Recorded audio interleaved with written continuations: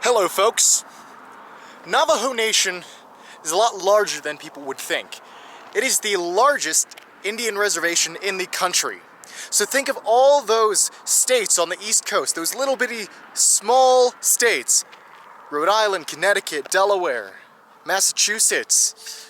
Chances are Navajo Nation is larger than them. It is so large that it doesn't only encompass one single state's territory. Navajo Nation is split among 3 different states. And today, we've entered our second state Navajo Nation lies on. And it's also a very important day for us because today we make our debut into our 33rd state here on the Coverage Project. This is Arizona. Arizona, in my mind, is a quintessentially southwestern state. It's what you think of when you think of the Southwest. In the Southwest, you might think of the Grand Canyon.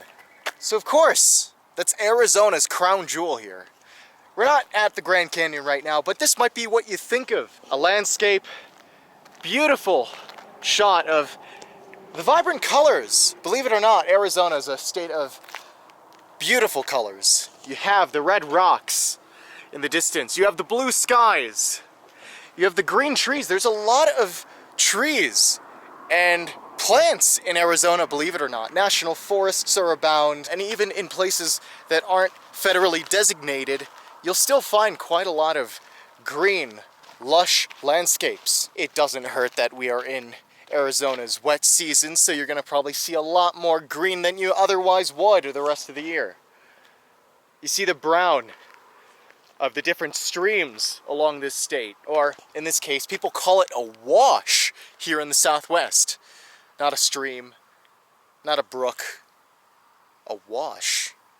We start our journey through Arizona in the northeast region of the state. And today we are in a very sacred site for the Navajo people. For over 5,000 years, estimated, it is believed that various Native American groups lived and prospered in these canyons and mesas right here in today's destination, Canyon de Chelly National Monument. So it is our duty today to learn a little bit about the history behind this place, to understand why it's so significant here. Now, Canyon de Chelly National Monument is divided into 2 different parts. The North Rim, as we'll be driving along first, and then the South Rim, if we can get to that. So it's not as large as the Grand Canyon. It sure is a canyon, but we'll be able to, in one day, cover both rims. And we'll get to discover the ruins of the Pueblo people and the Navajo people, and understand why they deem this area a sacred site.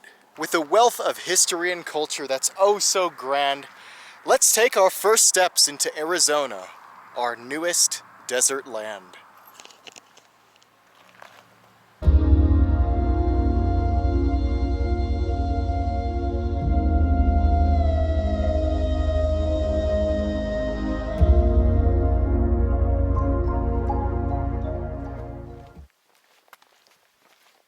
So we're about to get our first official look into Canyon de Chelly, and it's important to understand that the interesting thing about this national monument is that it's one of the few that are completely owned by a Native American nation or group.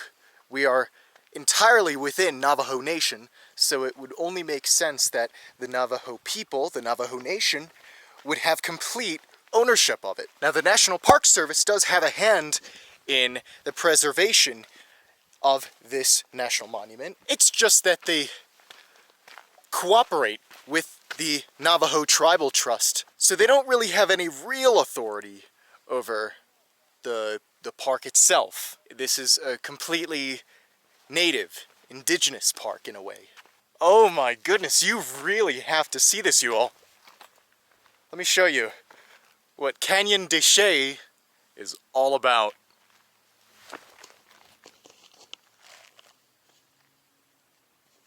It's rare you see something so far away, yet it appears so close to you, because there's no big forest obscuring the view.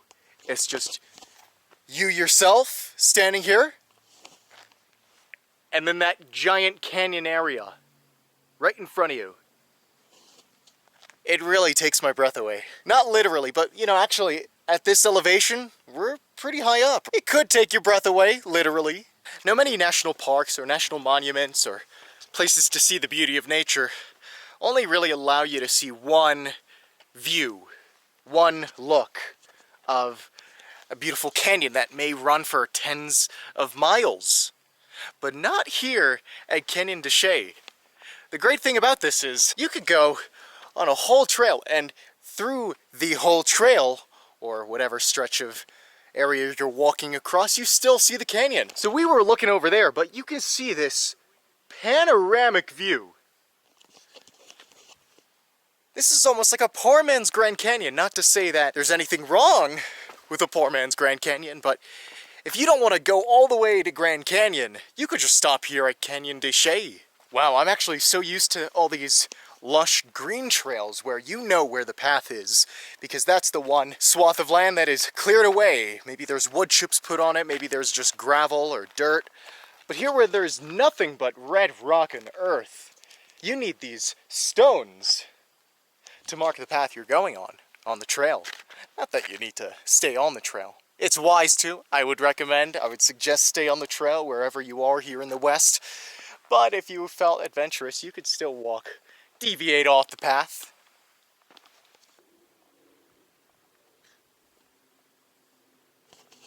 There's not a sound in sight. Well, you can't see sound, but I am the only voice speaking in this entire area. Look at how vast the canyon is. How many millions of years would it take for water or other elements to erode all of this giant area of earth? All naturally carved. Furthermore, look how much of a drop that is. Even with my own eyes, it's hard to fathom how much a distance that bottom is. It's playing a bit of an optical illusion in my mind. I'm wondering how it reflects on the camera. Furthermore, I find it fascinating how at the bottom it is all green. It's like a different microclimate. Almost green enough to be suitable for humans. And that's where I'm getting at. This is Antelope House Canyon. This is one of the places where you can park your car, go on a little trail, and that's where we went. And the best part about it is that you can view the remains, the ruins of the ancient Pueblo societies that lived here. You see that house? Maybe there's more than a house. Maybe it's an apartment complex. Maybe it's a little village.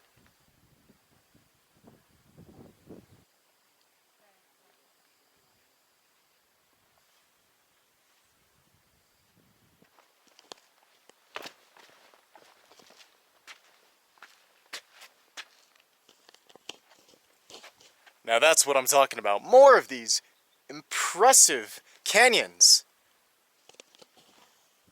And check this out. There's more of those ancient ruins down there in the distance. I mean, this is human history we're talking about. The park does a great job of preserving the archive of the various people groups who were here. Now, the Navajos were not the only people to live in these valleys of the canyons. They came here around the 1300s, 1400s, and they stayed here until approximately 1700. Before that, there were the Hopis, who were another Arizonan native group who were here before. And before that, there were the Puebloans of various people, the ancestral Puebloans, formerly known as the Anasazi, but I guess today that word is fallen out of favor, I guess. And before that, there were what we call the basket weaver people. The series of people groups who were here compile a large story of human settlement, development, societies that were here. It's all an amazing thing to learn. Now, the fun thing about the far edge of this north rim here in Canyon de Chelly is that it's comprised of two different areas. We're right here in Mummy Cave. I think that is Mummy Cave itself. But there's also Massacre Cave, which is right around the corner. So, like in Sulphur, Oklahoma, I'm gonna do a little trick here. And here we are at the Massacre Cave. Sounds like a scary name, right? Well, luckily, your interest at this site will not be massacred. In fact, you could take a look all around yourself and have such awe and appreciation for what's in front of you. Look at those geologic striations.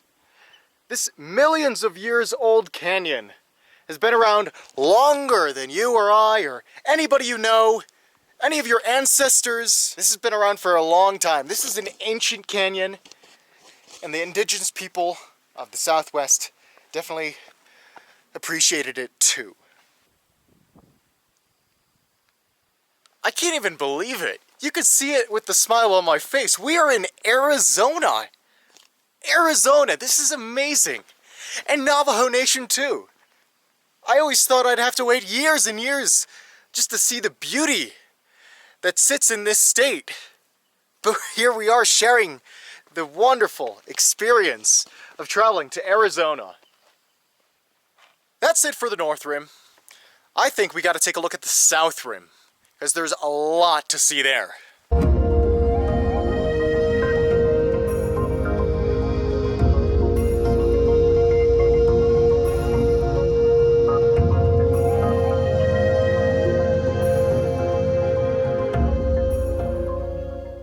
Aren't these views just so powerful? I'm trying to make sure I don't get desensitized when I'm seeing beautiful, majestic canyon overlook over beautiful, majestic canyon overlook over and over again. So I'm just trying to remain appreciative for these sights you don't get to see every day. This is the Chelly overlook. I hope I'm pronouncing it correctly. Canyon de Chelly is actually the Spanish pronunciation of the traditional Navajo word Chelly, which is their word for canyon. So, Canyon de Chelly might just be canyon of canyon. The funny thing is, this is just one simple overlook of many. And there are certain trails you can go on if you're accompanied by a Navajo guide. See, down there, you can go down to the canyon floor. I actually saw like a little jeep cross the stream. So it is possible to get down there. You just have to know the right person or pay a little extra. There's always that. Whatever you do though, don't look down.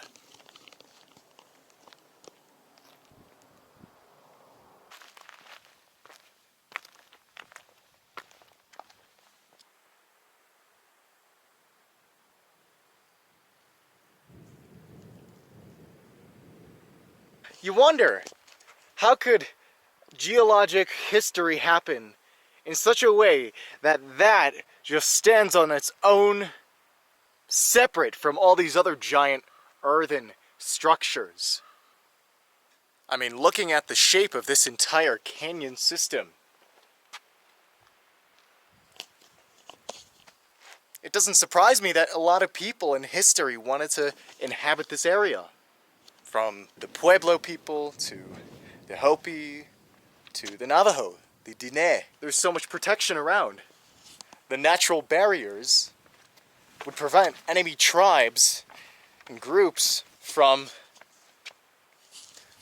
getting an easy pass to destroy whatever civilizations and societies these people built here. And these people were left undisturbed. These walls worked up until the Americans showed up. And around the 1860s, the Navajo people who were living isolated away from the rest of the world were forced to move away from their homelands and head east towards New Mexico. This was the Long Walk, a very sad chapter in Navajo history.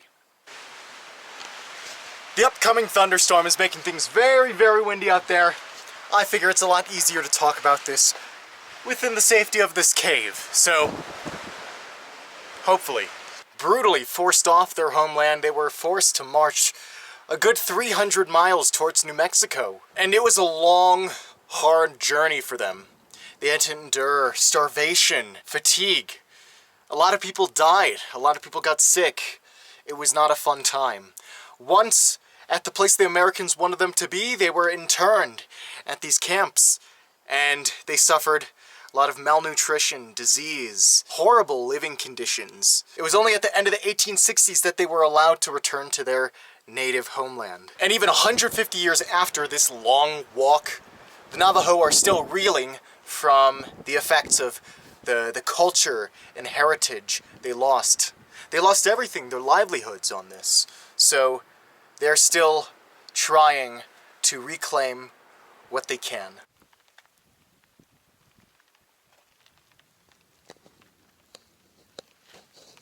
Well, how ironic. We go to the driest place on the continent, and what do you know, it's raining. At least it's a sprinkle and not a torrential storm, as I thought it would be at this time. But I think we've saved the best for last. This is Spider Rock. And as you can see, it juts out, independent of everything else, all the majestic canyons, but there's that right in the center.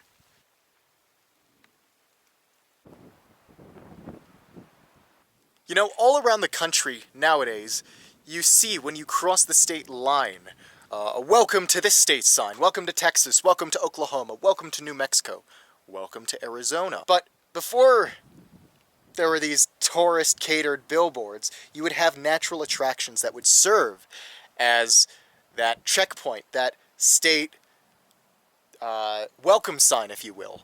And if you are like me and you're heading west from New Mexico into Arizona, something like Spider Rock here at Canyon de Chelly National Monument might serve as the best state welcome sign you'll ever get. And it stands proud and tall, visible, clearly, to any passerby coming across near this giant canyon. So what comes to mind when you hear of Arizona? You probably think of the Grand Canyon. I mean, I don't blame you. It is the Grand Canyon State, that's its nickname. Arizona is that inarguable southwestern state, as I said at the beginning of the video. You're gonna think of probably like the real hot cacti deserts. And you'll find that in the south, but in the high deserts, I'm sorry to say, but it's actually kind of chilly. You won't find too many cacti here. You'll find these bushes and canyons. Yeah, Arizona is a state of contrasts, believe it or not. It's not all one thing. You might think of, sadly enough, Arizona tea. Please don't. That's more of a marketing ploy than anything else. Doesn't represent Arizona culture. Let's knock Arizona tea out of the equation here. You might think of the native heritage, the people like the Navajo and the Hopi who inhabit modern-day boundaries of Arizona. And who can forget mighty Phoenix? If you don't count California or Texas, Phoenix is the largest city in the Southwest. And that's why we're not going to go to Phoenix on this Frontier Americana tour. We're going to try to go to a couple other places that I think would be a better use of our time. Not to say I don't want to go to Phoenix eventually, just not now. That's what I think of. What do you think of with Arizona, the Grand Canyon State? But there you go, Canyon de Chelly, the lesser-known canyon system of Arizona. So before it storms too much again, I'd like to get back to safety while not getting drenched. So we're gonna leave it off at that. Coming to you from Spider Rock, a great overlook into this canyon de Chelly natural beauty. More travels to come. I will see you at the next location.